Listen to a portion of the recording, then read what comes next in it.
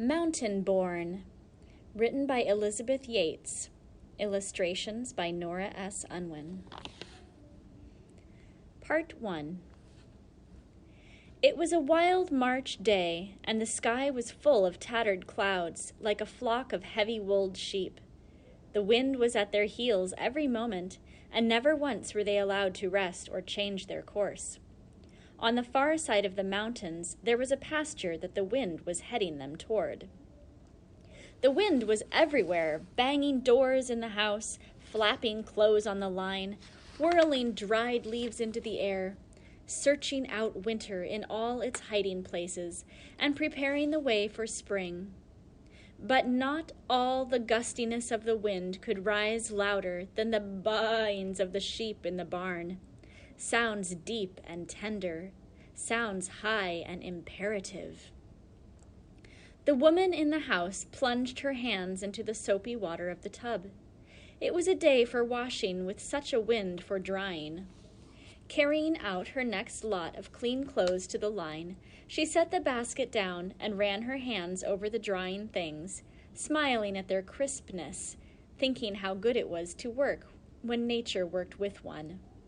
She snapped out a man's shirt, blue and of a tough linen, with strong seams, fastening it with pins to the line.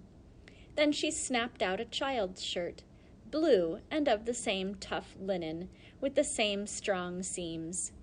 The wind puffed at the little shirt, filling it prankishly.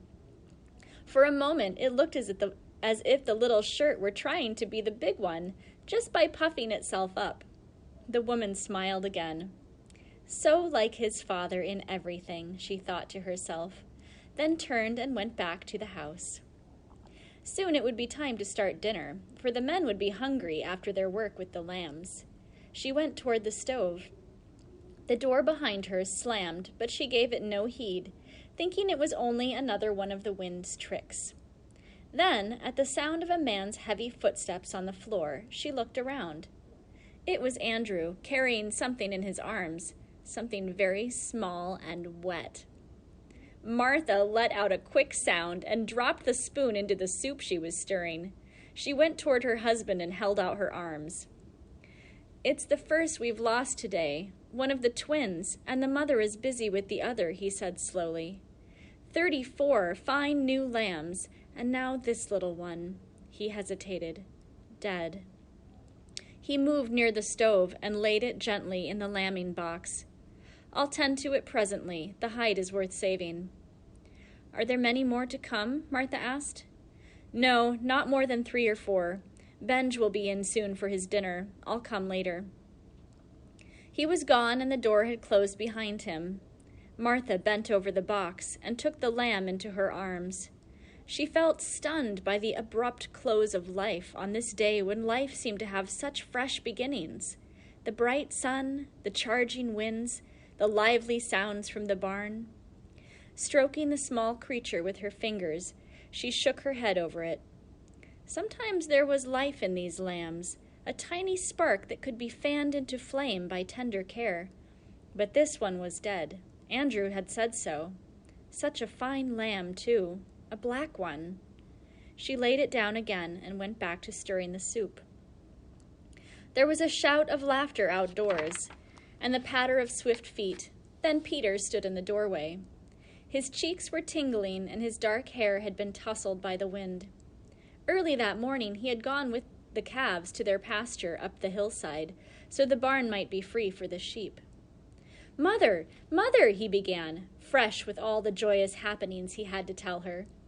Then his quick eyes caught the still form in the box by the stove. "Oh," his voice dropped to a whisper. "There is a lamb asleep. I must not wake it, must I?" Softly he tiptoed across the kitchen and knelt down by the side of the box. His hand reached out and stroked the curly head. Martha stood beside him. The boy looked up at her. "The lamb is asleep, isn't it?" "The lamb," Martha began, reaching vaguely for words. Then she dropped to her knees beside the boy and put her arms around him, drawing him close to her. He had not yet seen death. Why should he now, when he was only 6 years old? "The lamb, Peter, is asleep. It will wake soon. Now go and call Benj to his dinner." Peter went running from the kitchen, and Martha bent down again over the stiffening form in the box. Perhaps there was still time to find the spark and coax it into flame. She took a cloth and dipped it into the tub of clean hot water that stood beside her washtub. Then she wrapped the lamb in it. She warmed a few drops of milk on the stove and put them in her palm, pressing her palm to the cold nose and trying to force a drop or two between the tiny, tight-clenched teeth. So soon a newborn lamb must have milk, or there is no hope for it at all. She heard the tramp of Benj's feet and the high tones of Peter's voice telling of the lamb asleep by the stove. Good Benj, she thought. He had worked with Andrew on the farm long before she had come to be mistress of the house, and he loved the boy. He could be trusted to say nothing that would distress Peter. Martha set the lamb down and hastily poured out 2 bowls of the thick soup, placing them on the table. "Father will have his soup in the barn," Peter announced.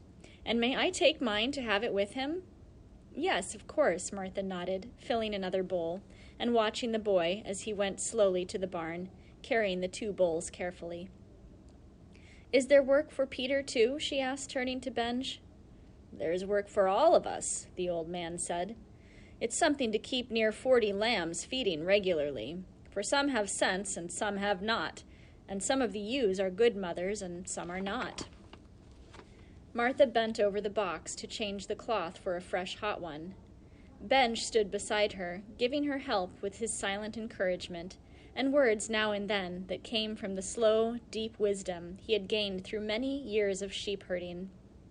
The lamb was still stiff and cold, save for the steamy warmth of the hot cloth against its face. "Lifeless, is it?" Benj murmured. Martha looked up at him. "Andrew said it was dead." "Andrew does not know as much as God," Benj said. He knelt down and took the lamb in his arms. Pressing his bearded lips close to the black nostrils, he blew into them. Then he slapped the ribs gently, first one side, then the other. "Let us have a basin of water as hot as your hand can bear," he said. Martha hastened to get it. "And dry cloths, warm dry cloths." Ben went on as he immersed the lamb in water. He dried it carefully, wrapping it in the cloths Martha brought until only its head showed when he laid it back in the box. "Keep it warm. Give it milk as soon as it will drink, and then often." In easy gulps, Ben downed his bowl of soup and went back to the barn. Martha worked with the lamb all through the afternoon, keeping the cloths that wrapped its body hot, pressing drops of milk against unwilling lips. She was glad her menfolk were so occupied, for she did not want Andrew to chide her for her foolishness, nor Peter to get troubled by it. Sitting down in a low chair by the stove, she took the lamb up in her arms and held it close to her, remembering how she had felt when Peter was born and she had held him in her arms for the first time. Once the boy had come safely into the world, she realized how her prayers for him had changed. It was not for life and a strong body to hold his treasures, she prayed, for these he had. He was a sturdy, shapely baby from the first. It was that he might be kind and useful to the world, and that his fellow men might love him. Such a short way could she go with him on that path that was his life. Only a few years she would have his hand in hers. Then for a few more years he would walk beside her. Then he would be a man going his way alone. But if it were a way of kindness, the memory of that first day would always fill her with joy. Recalling it all, she clasped the lamb tightly, and for that moment it was the baby Peter, and her thoughts for the lamb were thoughts she had had for her son. Suddenly there was a convulsive movement in her arms, and the lamb's tail quivered as if the wind were at it. Then it became still and stiff again, as it had been since Andrew laid it in the box. But hope had come to Martha's heart, definite and sure. Life was there. It was stirring in the tiny body. She loosened the warm cloths that the limbs might have more freedom. She poured some milk into the palm of her hand and pressed it to the lamb's mouth. For a moment, nothing happened. The next moment, there was the faintest sucking sound, scarcely to be heard at all, save by one whose ears were straining for it. And there the cupped palm was, and no milk in it. Martha sat back in her chair, half singing, half sobbing with the joy that ran through her. The little tail quivered again, and the nose pushed greedily into the empty palm. Martha held the warm body to her, so close that she could feel the sound as it came from way within, the sound that found its way up the small throat and forced open the tight-clenched jaw, the sound of that first querulous "Bah!" Taking the cloth off, she set the lamb down on the floor. It wobbled on unsteady legs splayed wide, shook its head, looked up at her, and nuzzled against her skirt. Soon it sucked all the milk she would give it from a nursing bottle, and gradually strength came into the shaky legs. Now twilight came sifting into the room, making pools of shadow. Martha had not thought to light the lamp, so busy was she with the lamb as they made their first acquaintance with each other. But coals glowed red in the stove, and their light was a warm, friendly one across the floor. The tramping of feet could be heard as the men came from the barn, and the clipped sound of Peter's boots as he ran beside them to keep up with their stride. Voices broke the stillness, a stillness once so fraught with dread, and now heavy with bliss. The men were talking of food after the day's work, food to satisfy hunger and give them zest for more work. The boy's voice ran out. "Perhaps Mother will have stew for us tonight."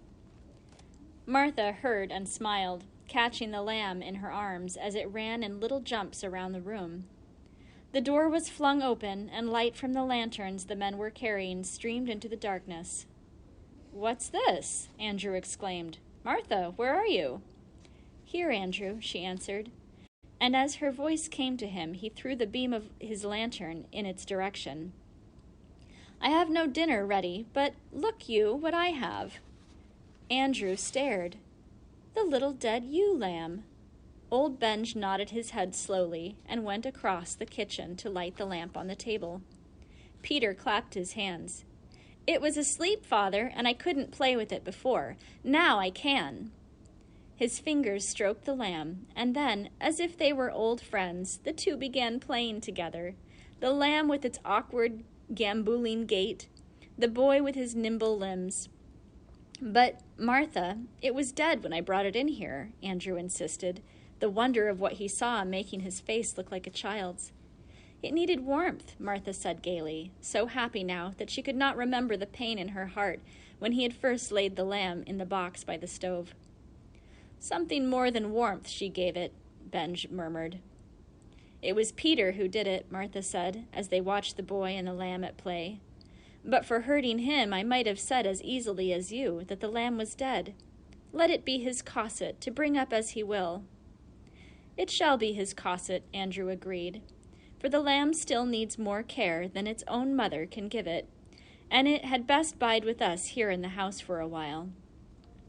A cosset is a little pet. It's an animal that's raised as a pet.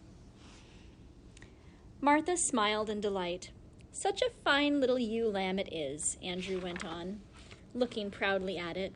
"And now we have not lost one of our young ones this year."